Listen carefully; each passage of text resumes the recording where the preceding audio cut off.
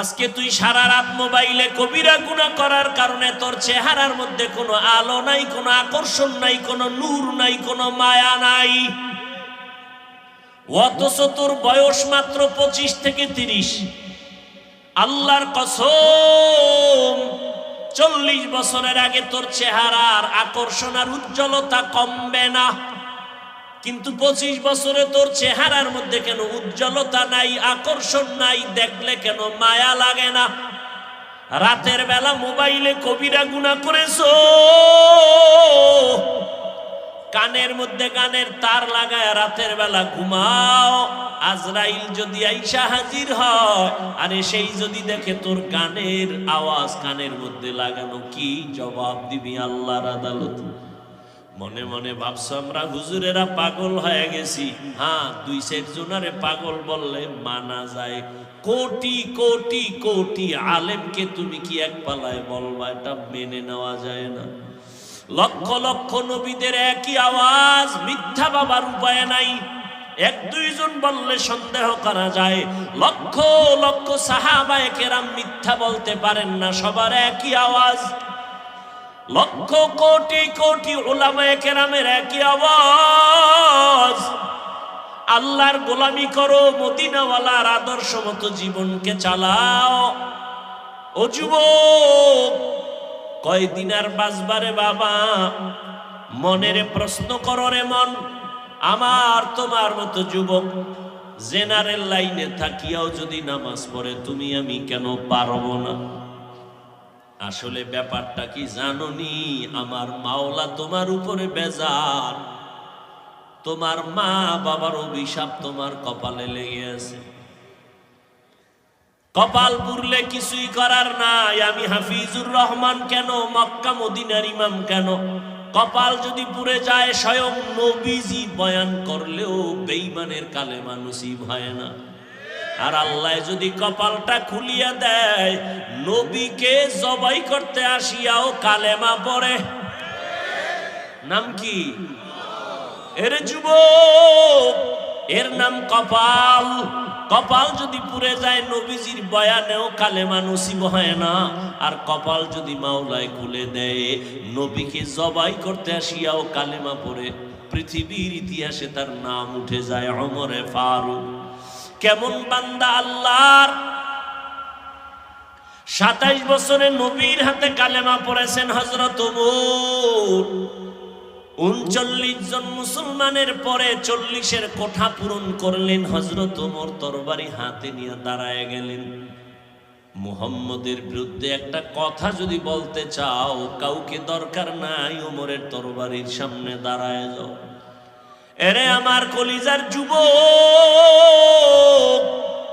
মদিনার নবী বলেছেন, বুড়ারা নবীর বিরোধিতা করেছে বেশি, যুবকেরা নবীর উপকার করেছে বেশি। আজকে তুমি যুবক সন্তান, তোমার চরিত্রটাকে এভাবে নষ্ট করো কেন রে বাবা? আমি কিন্তু একটু আগেও বলছি, তোমাকে কিন্তু আমি বাধ্য করতে আসি নাই যে হুজুর হতেই হবে, না হয় জাহান্নামে যাওয়া। তুমি একজন ডাক্তার হও, কলিজা দিয়া দোয়া করি। তুমি একজন প্রফেসর হও, দোয়া করি। তবে তুমি গ্রাম্য ডাক্তার হইও না। তুমি এমন সাহস নিয়া ডাক্তারি পড়ো, ডাক্তার হও, যেন তোমার সাহস তোমাকে গোটা দুনিয়াতে পরিচিত ঘটায় দেয়। মানুষ মাথায় নিয়ে তোমার সুনাম বলবে। মরিয়া গেল যেন তোমার নামে সম্মানের ইতিহাস লেখা হয়। আর যদি চরিত্র বাদ দিয়া নষ্ট করে ডাক্তার হও, তাসলিমার মতো জায়গায় জায়গায় জুতার বাড়ি খাবি। প্রফেসর হও, দোয়া করি, তবে বেয়াদব হইও না। তোমার ব্যবহারে যেন কোনো মা বাবা কষ্ট না পায়, তোমার আচরণে যেন আলেম কষ্ট না পায়, মুরব্বীরা কষ্ট না পায়। ডাক্তার যদি হতে হয় তো আন্তর্জাতিক মানের ডাক্তার হও। ইঞ্জিনিয়ার যদি হতে চাও, জাতীয় বা ইন্টারন্যাশনাল, তুমি একজন ইঞ্জিনিয়ার হও, মানুষ তোমাকে চিনবে, দোয়া করবে। আর জীবনে যদি সুন্দর সম্মানের জিন্দেগি চাও, 2টা তোমার পুঁজি লাগবে। খোদার কসম করে বলি, এই দুই পুঁজি যদি না থাকে জীবনে কোনোদিন সম্মানের চেয়ার পাইবা না। কয় পুঁজি? যুবকেরা ভালো করে শুন, আমগো মাথা নষ্ট না, গাঞ্জা খাও তুই, মাথা নষ্ট আমাগো না, বিড়ি টানো তুমি, আর মাথা নষ্ট হবে আমগো। আমরা 24 ঘন্টা অজু সহকারে থাকি, নামাজ পড়ি, মানুষের গালি দেই না, ক্ষতি করি না, মানুষের জন্য কান্দা কান্দা দোয়া করি, পাও দৌড়ে দৌড়ে বুঝাই, মাথা নষ্ট আমগো না। আর তুমি মদের বোতল লয়ে দৌড়াও, তোমার মাথা নষ্ট হয় না। তুমি গাঞ্জা খাও, মাথা নষ্ট হয় না। তুমি মোবাইলে গুনাহের কাজ করো, তাতে মাথা নষ্ট হয় না। সব মাথা নষ্ট হুজুরদের। আল্লাহ হেদায়েত দান করুন। দুই পুঁজি লাগবে যদি সম্মানের জিন্দেগি চাও। সম্মান দেয় কে? কেন সরকার দেয় না? সার্টিফিকেট দেয় না? সার্টিফিকেট যদি শিক্ষার বাহাদুরি যদি সম্মানের চেয়ার দিত, তাহলে আমাকে হুজুরকে কত আগে লাথি মেরে ফালাইয়া দিত। সম্মানের চাবি আল্লাহর হাতে, আল্লাহ কুদরতি ভাবে রেখেছেন, কারো হাতে দেন নাই। রিজিকের চাবি আল্লাহ কুদরতের হাতে রেখেছেন, কাউকে দেন নাই। এই কারণে তুমি যাকে মনে করে সম্মানের পাত্র না, আল্লাহ তারে সম্মানিত বানায় দেয়। কে জানতো ওর বাবাকে, ওর মাকে আল্লাহ সম্মানের জায়গায় বসায় দিছেন ইমামের মুসাল্লা। এমপি সাহেব পেছনে দাঁড়াইলেও তার কমানে রুকু দিতে হবে, সেজদা দিতে হবে, বাধা দেওয়ার কোনো উপায় নাই। ও যদি গরিবের সন্তান হয়, তার কমান মেনে নামাজ পড়তে হবে। এটা সম্মান না? এটা সম্মান। কে দিছেন? ও যুবক বাবারা, সম্মানের জিন্দেগির দোয়া করিও। ওই জিন্দেগির দাম নাই যে যেখানে যাবা সবাই সি সি করে তাড়ায় দিবে, মনে মনে বরদোয়া করবে তুই মরে যা, গাড়ির তলে পড়ে মর, পানিতে ডুইবা মর, রাতে ঘুমের ঘরে তুই মর, তোর চরিত্র এত খারাপ, তোর কারণে কলিজায় ব্যথা। মাও বরদোয়া করে, বাবাও বরদোয়া করে, শিক্ষকও বরদোয়া করে, মুরব্বীরাও বরদোয়া করে। তোর অভিশপ্ত কপাল নিয়ে দুনিয়াতে বেঁচে থেকে লাভ কি? তোর চরিত্র এত খারাপ যে মা বাবাও মনে মনে কষ্ট নিয়ে আসে, মুরব্বীদের অন্তরে কষ্ট, তোমার চরিত্রের কারণে শিক্ষকের অন্তরে কষ্ট। ও যুবক, সম্মানের জিন্দেগি যদি চাও, দুইটা পুঁজি তোমার লাগবে, লেখা রাখিস বাবা, ভালো করে মনে রাখবা। আমি শুরুতেই বলেছি, ওলামায়ে আহলে হক ছাড়া তোমাদের নিঃস্বার্থ আপন কেউ নাই। যত আপন আপন দেখো সব হলো স্বার্থপর, সবাই স্বার্থপর।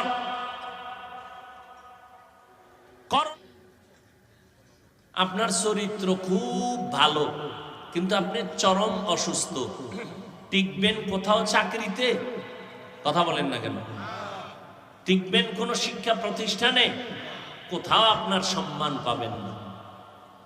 সুস্থতা, অসুস্থ হইয়া যদি ঘরের বিছানায় পড়ে থাকেন, তাহলে আপনাকে আপনজনেরাও মনে মনে ঘৃণা করবে, কেউ আপনাকে অন্তর থেকে ভালো জানবে না। ও আল্লাহর বান্দারা, এজন্য এক নাম্বার শারীরিক সুস্থতা আপনার লাগবেই, দ্বিতীয় লাগবে সুন্দর চরিত্র। এই দুই পুঁজি যদি আপনার না থাকে, কোনোদিন সম্মানের জায়গা আপনি খুঁজে পাবেন না। এক নাম্বার পুঁজির নাম সুস্থতা, দ্বিতীয় পুঁজির নাম হলো সুন্দর চরিত্র। চরিত্র ভালো আছে, অসুস্থ কোনো কাজে আসবে না। আবার আপনি সুস্থ, পুরাটাই সুস্থ, কিন্তু চরিত্র ভালো না, কেউ আপনাকে সম্মান দিবে না। আর এই সুস্থতা আর চরিত্র দুটোটাই ধ্বংস করলো মোবাইল। প্রতিবন্ধী বুঝেন? প্রতিবন্ধী, এই মোবাইলওয়ালারা প্রতিবন্ধী। মায়ের হক আদায় না করলেও মোবাইলের হক আদায় করবে, এই নিয়ত আছে না অনেকের? স্ত্রীর হক আদায় না করতে পারলেও মাশাআল্লাহ মোবাইলের হক আদায় করতে ব্যর্থতা নাই। সারা রাত মোবাইলের হক আদায় করে গভীর মনোযোগে। স্ত্রীর হক বাদ, সন্তানের হক বাদ, মা বাবার হক বাদ, মোবাইলের হক আদায় করতেই হবে।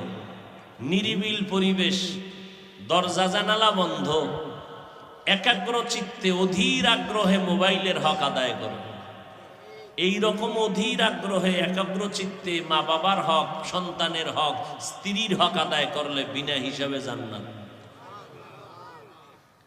মোবাইলের হক আদায় করতে গিয়া জান্নাত কি বলেন না কেন, বরং মরার আগে মরণ। এই মোবাইলের গোলামেরা, লিখে রাখো, তুমি মরার আগে বিছানায় পড়ে থাকবা, লিখে রাখো। বেশি দিন লাগবে না, এই অল্প কয়েকদিন পরে টের পাইবা।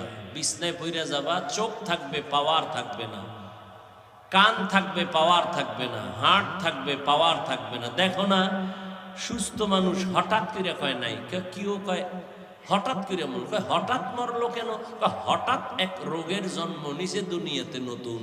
বলে হঠাৎ রোগ কি কি? হ্যাঁ, জনমের মতো মোবাইল দেখো আর নাচ গান দেখো, দেখবা যে তুমিও হঠাৎ মরণের পাল্লায় পড়ে যাবে। হঠাৎ দেখবা বুকে ব্যথা, সবাই ধরতে ধরতে দেখবে নাই। আহা, মানুষ হাসতে হাসতে গুনাহ করে, বাধা যে দিবে সে বলবে, সবাই বলবে এই দুশ্মন, এরে বাদ দাও। কি এটা কত সুন্দর প্যান্ডেল জানেননি? বসার সাথে সাথে সব গুনাহ মাফ। এত সুন্দর প্যান্ডেলে বইয়া যারা মোবাইল নিয়ে ব্যস্ত, এরা যে সওয়াবের কাছে আছে, কাজে আছে, এটা বলার কোনো সুযোগ নেই। বরং এরা চূড়ান্ত রহমত বঞ্চিত হওয়ার একটা কাজে ব্যস্ত মোবাইল নিয়ে। বর্ষে বেহেশতের বাগানে করতেছে আকাম, মোবাইল নিয়ে সময় নষ্ট করা। তাহলে বুঝেন, একটু আগে বলছি কপাল। বাড়ির থেকে আসছে ওয়াজে যাই, কিন্তু প্যান্ডেলে বৈশাও সে ওয়াজ শোনার কপাল নাই। সে অন্য মনোযোগে মোবাইল নিয়ে ব্যস্ত। ছবিটা সুন্দর উঠলো নি, রেকর্ড ভালো হলো নি, ছবি তোলা হারাম হারাম হারাম, 1000 কোটি বার হারাম। সরকারের অর্ডার ছাড়া, মদিনার নিয়ম ছাড়া ছবি তোলা হারাম, কবিরা গুনাহ, কবিরা গুনাহ। হাদিসে পাকে নবী বলেন, কিয়ামতের দিন সবথেকে বেশি আযাব হবে যারা অনর্থক ছবি তুলছে তাদের। মানে মাস্তানি, কত বড় মাস্তান হইছেন আপনি, নমরুদ ফেরাউনের থেকে বড়। তা আল্লাহ এটিরে সাইজ করছে, আপনার হিসাব নাই। খোদায় টাইনা নিয়ে আসছে প্যান্ডেলের মধ্যে, কিন্তু কপাল খারাপ, বয়ান শোনার কপাল হলো না। কলবটারে ফিরাই দিলেন মোবাইলের দিকে। আর মোনাজাতের পরে জিনেরা যদি মোবাইলটা নিয়েই যায়, নিশ্চিত মোবাইল নিবেই জিনেরা। এই যারা মোবাইল হাতে ধরছো, তবু মোবাইল নিয়ে যাবে, টের পাবি মোনাজাতের পরে, বুঝবি কত ধানে কত চাল। তাহলে তুই যে সময় নষ্ট করলি, তোর আমও গেল, সালাও গেল, তুই কপাল ভরা হইয়া খালি হাতে বাড়ি যাবি। আর কি পারবি? এই তোর কপাল। কপালের উপরে জুতা দিয়ে বাইরে বিজে, আমার কপালটা তো খারাপ কেন? একটা বেহেশতের বাগানে এসেও আমি কিছু শিখতে পারলাম না, একটু মোনাজাতে কানতে পারলাম না, আমার উপরে কার অভিশাপ লাগছে।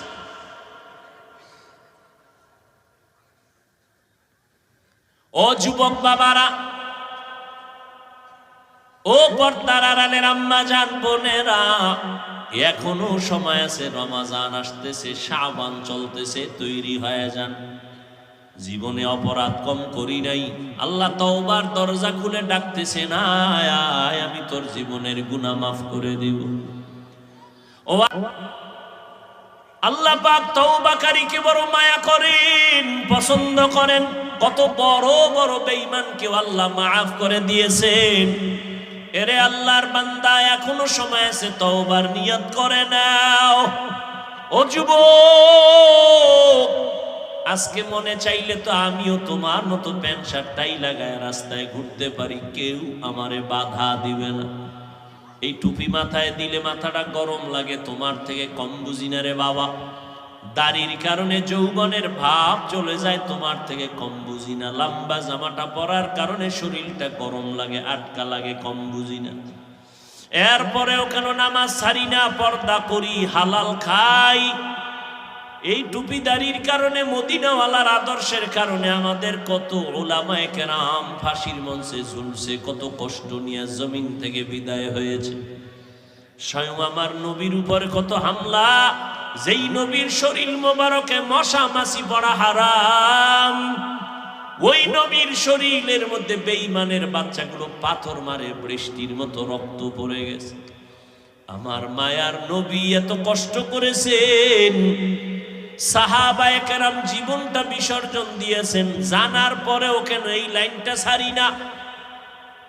একটু আগেও বলেছি, এর একমাত্র কারণ আল্লাহর কোরআন সত্য। গুনাহ নিয়ে কবরে গেলে আযাব হবে, হাসরে আযাব হবে, কথাটাও সত্য, মিথ্যার কোনো অবকাশ নেই। লক্ষ লক্ষ নবীরা মিথ্যা বলেন নাই, লক্ষ লক্ষ সাহাবায়ে কেরাম মিথ্যা বলেন নাই, কোটি কোটি উলামায়ে আহলে হকরা মিথ্যা কথা বলেন নাই। ও আল্লাহর বান্দারা, আমার নবীও দরজার মধ্যে বসে বসে আম্মা জান আয়েশার হুজরায় কান্না করেন, হাসরের ময়দানে কি উপায় হবে? নবী যদি কান্না করতে পারেন, আপনার কপাল এত খারাপ কেন? আপনার চোখে কেন পানি নাই? জান্নাতের টিকিট পাইছেন 10 জন সাহাবা। আবু বকর রাতে নামাজে দাঁড়ায় কান্না করেন, আল্লাহর আদালতে কেমনে দাঁড়াবো? ও যুবক বাবারা, ও বৃদ্ধ বাবাজিরা, ও পর্দার আড়ালের মা বোনেরা, আমার মাওলার ভয় কি অন্তরে নাই? আল্লাহর কোরআনটা মিথ্যা মনে করিয়েন না রে মুমিন। এক জাররা পরিমাণ গুনাহ নিয়ে কবরে গেলে শাস্তি ভোগ করা লাগবে, পালাবার উপায় নাই। হাসরের ময়দানে সূর্যের গরম সহ্য করা যাবে না রে বাবা। বিজ্ঞানীরা বলে জমিন থেকে 9,30,00,000 মাইল উপরে সূর্য, দিনের বেলা ছিল, রাতের বেলা নাই। এরপরে এত কেন গরম লাগে? ফ্যানের বাতাস সারা রাতে ঘুম আসে না, মশারি না টানাইলে ঘুম হয় না। মশা, একটা মশার কামড় সইতে পারি না রে বাবা। অন্ধকার কবরে গেলে দুই পার্শ্বের মাটির চাপ, জাহান্নামের আগুনের গরম। হাসরের ময়দানে সূর্যটা মাথার উপরে চলে আসবে, ওই সূর্যের গরমে মাথার মগজগুলো টাস টাস করে ফেটে যাবে। নবীরা পর্যন্ত যাদের কোনো গুনাহ নাই, শুধু কান্নার আওয়াজ। উম্মতেরে ভুলিয়া কাঁদবেন, আল্লাহ আমারে বাঁচাও। আম্মা জান আয়েশাও কাঁদেন, ও নবী তখন আপনার কি উপায় হবে? মায়ার নবী বলেন, আমি আল্লাহর আদালতে মাকামে মাহমুদে সিজদায় পড়ে কাঁদবো। সব নবীরা কাঁদবেন, আল্লাহ আমাকে বাঁচাও। আমি আখিরি নবী একবারও বলবো না আল্লাহ আমাকে বাঁচাও। আমি সিজদায় পড়ে আমার মালিকের ডাকবার বলবো, হে মালিক আমার উম্মতের বাঁচাও। আমার উম্মতেরা যেন জাহান্নামে না যায়। আল্লাহ বলবেন, নবী আপনি কাঁদবেন না, মাথা উঁচা করেন, আপনার উম্মতগুলো বাছাই করে করে জান্নাতের দিকে নিয়ে যান। আম্মা জানকে নবী বলেন, ও আয়েশা, আল্লাহর অর্ডার পাই আমি উম্মতগুলো বাছাই করে করে জান্নাতের দিকে নিয়ে যাব। আম্মা জান বলেন, কোটি কোটি কোটি কোটি মানুষের মধ্যে চিনবেন কিভাবে আপনার উম্মত কারা? নূহ নবীর উম্মত, ইব্রাহিম নবীর উম্মত, ঈসা নবীর উম্মত, মুসা নবীর উম্মতেরাও থাকবে। আয় আল্লাহ হাতগুলো কবুল করে নেন, তওবা কবুল করে নেন, তওবার উপরে মজবুত হইয়া চলার মতো তৌফিক দান করে দেন, আমিন।